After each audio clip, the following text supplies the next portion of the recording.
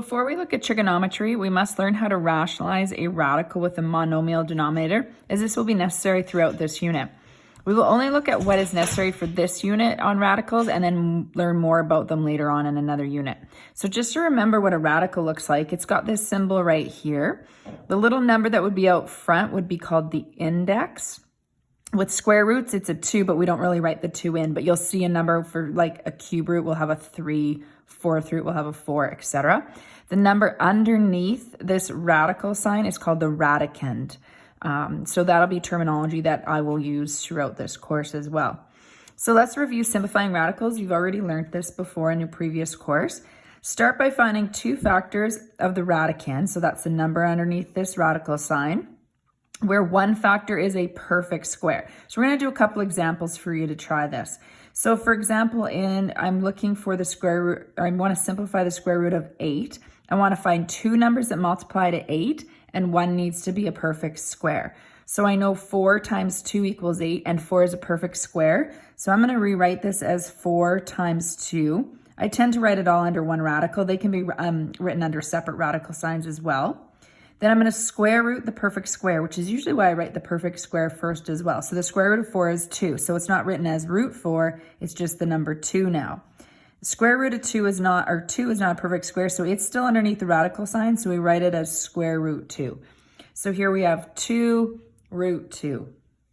Let's look at number 2.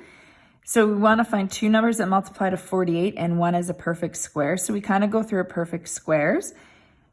If I pick the largest perfect square, 16 times 3, then I can get my answer in a little bit less steps. So 16 times 3 is 48. 16 is a perfect square. We square root 16 and we get 4 root 3.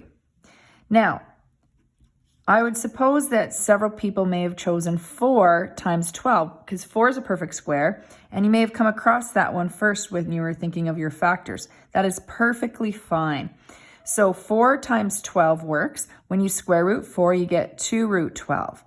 Now you might be thinking, how come we didn't get the same answer? That's because we can simplify 2 root 12 some more. So you always want to make sure that the radicand is completely simplified. So we're going to look at 12 here, and we can find 2 numbers that multiply to 12 where one is a perfect square still, 4 and 3.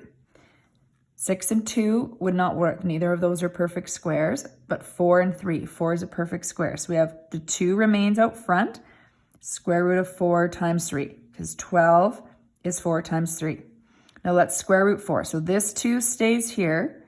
The square root of 4 is 2, so we're going to end up multiplying this. That dot means multiply. Root 3.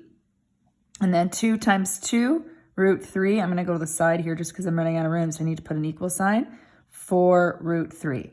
So I get the same answer regardless of whether I use the largest perfect square or just any perfect square.